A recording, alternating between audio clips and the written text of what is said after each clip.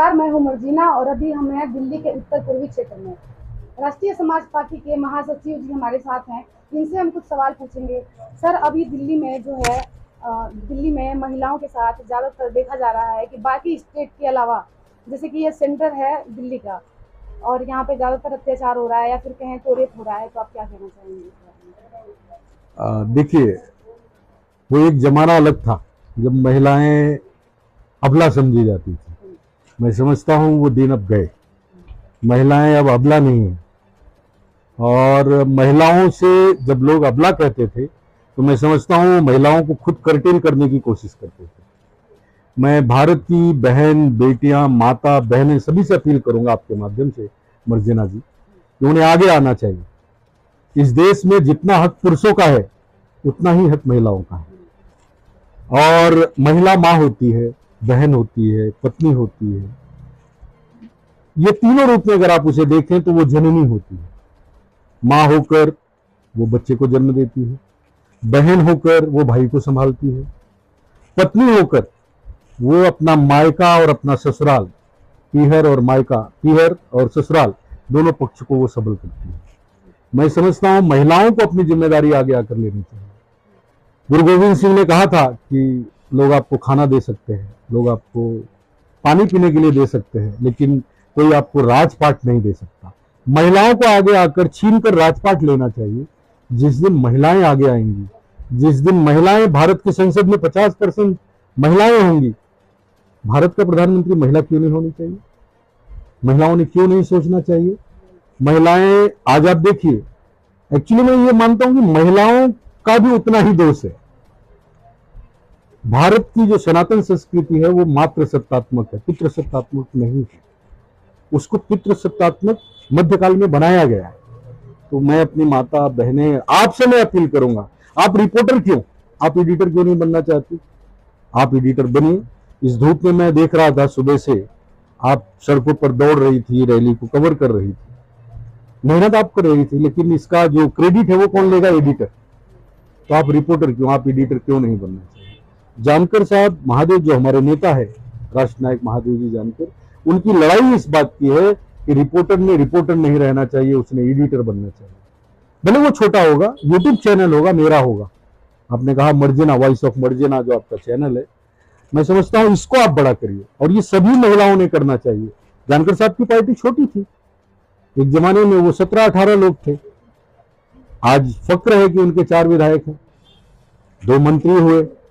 आज गुजरात जैसे राज्य में 28 कारपोरेटर हैं, आसाम में जिला परिषद सदस्य है, कर्नाटक में है, उत्तर प्रदेश में इस पार्टी को मान्यता मिली। क्यों मिली? उसका कारण यह है कि लोग महल में जाने के लिए बहुत ज्यादा उतावले हैं, कोई अपनी झोपड़ी बनाना नहीं चाहता। जब आप अपनी झोपड़ी बनाएंगी तो कल वो महल होगा। महिलाओं को आगे आना चाहिए, क्योंकि मैं पुरुष हूं, लेकिन मैं ऐसा मानता हूं कि मेरी परिस्थितियां ऐसी हैं कि कभी कभी मैं निर्णय लालचवश लेता हूं, पुरुष होकर। कभी कभी मैं निर्णय लेते समय ये देखता हूं कि मुझे नफा नुकसान क्या होगा। लेकिन जब एक माँ, एक बहन, एक मर्जिना जब आएगी तो मर्जिना कभी अपना लाभ नहीं देखती, वो देखती है कि मेरे बच्चे का क्या हित है, मेरे पति का क्या हित है, या मेरे पिता का क्या हित है। वो अपने लिए नहीं सोचती, उसकी सोच में ही परोपकार है। इसलिए महिलाओं को आगे ना आना चाहिए, और महिलाएं कहीं पीछे नहीं है। अब जैसे आपने कहा कि दुर्व्यवहार हो रहे हैं महिलाओं के साथ, वो जमाना था, अब वो जमाना नहीं रहा, मैं ऐसा मानता हूं। और जहां दुर्व्यवहार हो रहा है, मैं समझता हूं महिलाओं को, हमारे भगत जी का चुनाव चिन्ह है सीटी, विशल। महिलाओं को विशल ब्लोअर होना चाहिए। महिलाओं को अपने पति से पूछना चाहिए कि चुनाव के समय में ये मुर्गा कहां से लाए थे, पूछना चाहिए कि नहीं? जिस दिन महिलाएं ये पूछने लगेंगी कि ये चुनाव आया, तुम्हें गाड़ी से कौन छोड़ने आया था और क्यों? चुनाव के पहले तो कोई नहीं आता, चुनाव के बाद कोई नहीं आता। मैं समझता हूं महिलाओं को इन चीजों पर ध्यान देना चाहिए।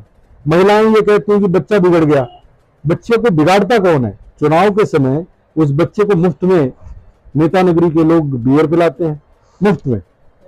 वो आपके रिश्तेदार ही होते हैं। बेटे को गाड़ी में बिठाएंगे, माँ भी खुश होती है कि एसी में जा रहा है बेटा। अगर वो बेटे को वहीं रोक दे, वो रोकने का काम अगर करे, अपने पति से वो पूछे कि तुम अभी दारू पी के कहां से आए, किसने पिलाई तुम्हें, कल से नहीं जाओगे। तो वो सच्चे व्यक्ति को वोट करेगा। तो महिलाएं अभी ईमानदार हैं, महिलाओं को आगे आना चाहिए, अपनी नैतिकता, अपनी ईमानदारी इस चुनाव में सिद्ध करना चाहिए और महिलाओं को हर सीट पर खड़े होकर चुनाव लड़ना चाहिए। मैं इस मत का व्यक्ति हूँ। सर जैसे कि गांव में अभी भी जो महिलाएं हैं, जो लड़कियां हैं, उनके साथ ऐसा होता है कि वो अगर 8वीं क्लास 10वीं क्लास पढ़ लेती हैं तो वही माना जाता है कि बहुत ज्यादा पढ़ लिया, उसके बाद से पढ़ाई रोक दी जाती है, कहीं ना कहीं शादी विवाह कर दी जाती है। लेकिन जरूरी ये है कि अगर देश को हमें आगे बढ़ाना है, समाज को आगे बढ़ाना है, तो शिक्षा ज्यादा जरूरी है। लेकिन वो लड़कियां शिक्षा से वंचित हो जाती हैं। तो जो जो समाज दर्शक हैं वो कहीं ना कहीं गाँव से ज्यादातर हैं, वो लोग देखेंगे। तो उनको क्या कहना चाहेंगे आप कि बेटियों को पढ़ाना है, आगे बढ़ाना है? मर्जना जी, मैं आपसे गुजारिश करूंगा, अगर आपके दर्शक गांव के हैं तो मैं आप सबसे भी गुजारिश करूंगा। जनरली भारत के गांव में क्या होता है, एक बेटा और एक बेटी अगर किसी को हो, वो स्कूल जब जाते हैं, स्कूल से आते हैं, तो बेटे को तो माँ और पिताजी मोबाइल दे देते हैं, ये स्कूल से आया है बेटा, थका हुआ है, और बेटी से कहते हैं कि गाय का गोबर साफ कर दे, गाय को चारा डाल दे, खेत से जाके चारा काट के ले आ, ले आने के बाद तो रोटी नहीं बना क्योंकि मेरी कमर दर्द कर रही है। ये वास्तविकता, हकीकत है। मैं समझता हूं इसके बावजूद भी जब बेटी 10वीं पास होती है तो वो फर्स्ट क्लास पास होती है और बेटा 3rd क्लास पास होता है। ऐसा होता है। ये वास्तविकता है भारत के गांव की। मैं समझता हूं गांव के जो माता पिता हैं उन्हें इस पर सोचना चाहिए। जिस बेटी को उन्होंने कहा कि तू घर का काम कर और पढ़ाई कर, अगर उससे ये कहते कि जैसे बेटा वैसे बेटी, तो मैं समझता हूं भारत की बेटियां ज्यादा IAS होंगी, ज्यादा डॉक्टर होंगी, ज्यादा इंजीनियर होंगी, और बेटा और बेटी में कोई अंतर नहीं है। मैं समझता हूं मैं एक बेटी का पिता हूं, मुझे मालूम है कि बेटी मुझे ज्यादा सुख देती है, मैं अपने माता पिता को कम देता हूं। मैं बेटा हूं मेरे बाप, लेकिन मेरी बेटी मुझे ज्यादा सुख देती है। इसलिए बेटियों को समान शिक्षा देनी चाहिए और मैं सरकार से भी अपील करूंगा। वैसे सरकारों ने कई योजनाएं लाई हैं, बेटियों को ग्रेजुएशन तक मुफ्त शिक्षा है, बेटियों को सरकार सब कुछ दे रही है। मैं बेटियों से भी दरखास्त करूंगा, गांव में जनरली 12वीं पास हुई, 10वीं पास हुई तो उनका ब्याह कर दो, गलत बात। उन्हें पढ़ाना चाहिए, क्योंकि बेटी जब पढ़ेगी, बेटी डॉक्टर बनेगी तो अपना घर तो संभालेगी, जिस घर में वो जाएगी, जिस घर से वो जाएगी उस घर को भी वो संभालती है। इसलिए बेटियों को भी ये सोचना चाहिए और बेटियों को जिद करना चाहिए, अपने माँ बाप से लड़ना चाहिए कि मुझे पढ़ना है। उन्हें नहीं सुनना चाहिए, जैसे बेटे लड़ते हैं बेटियों को भी लड़ना चाहिए। और आपके माध्यम से मर्जीना जी, मैं आपके दर्शकों से अपील करूंगा कि बेटियों को जरूर पढ़ाएं और पूरा पढ़ाएं। शादी की उम्र बेटे की 18 साल और बेटी की 21 साल कर देना चाहिए, भारत में उल्टा करना चाहिए। बेटियों के हाथ में सत्ता जिस दिन आएगी उस दिन ये देश सोने की चिड़िया हो जाएगा। बहुत बहुत धन्यवाद सर। यही मत मुझे चाहिए था, ये चीजें मैं चाहती हूँ। नहीं, ये राष्ट्रीय समाज पार्टी का मत है और ये जो मैं आपसे कह रहा हूँ मर्जीना जी, ये महादेव जानकर साहब के विचार है कि महिला और पुरुष एक समान होना चाहिए। हाँ, ये महत्वपूर्ण है सबसे ज्यादा, महिला और पुरुष एक समान होना चाहिए। क्या कमी है? महिलाओं की इंटीग्रिटी पे कोई डाउट नहीं कर सकता।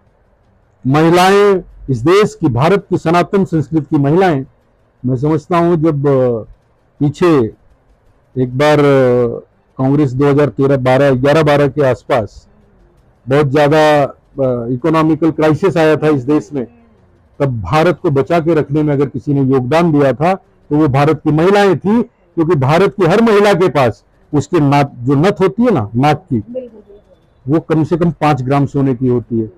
उसकी पैजनी जो चांदी की होती है वो लगभग 100 ग्राम की चांदी होती है। ये 2 गहने तो भारत की हर महिलाओं के पास है। इकोनॉमी रिसेशन भारत में इसलिए नहीं आया था कि भारत की हर महिला के पास अपना स्वयं का आभूषण था, वो 40,000 की मालकिन थी। इसलिए भारत की महिलाओं ने जब पूरी दुनिया, विश्व जब इकोनॉमिक रिसेशन में परेशान था, तब भारत को कोई इफेक्ट नहीं हुआ। उसका कारण मैं समझता हूं भारत की महिलाएं थी, उन्होंने पैसे बचा कर रखे थे। वो चोरी नहीं है, वो बचत है, वो माता की बचत है, वो पत्नी की बचत है। उस बचत के कारण भारत बचा था। मैं समझता हूं उसका मूल कारण वो था, भारत के लोगों ने, जो बड़े लोगों ने हैं उन्होंने उस पर ध्यान नहीं दिया। महिलाओं के हाथ में भारत की राज सत्ता होनी चाहिए, नहीं तो 50% तो होनी चाहिए। तो यह देश फिर चंद्रगुप्त मौर्य, महान चंद्रगुप्त मौर्य का सोने की चिड़िया वाला भारत हो जाएगा। आपका विचारधारा बहुत ही अच्छा है। है।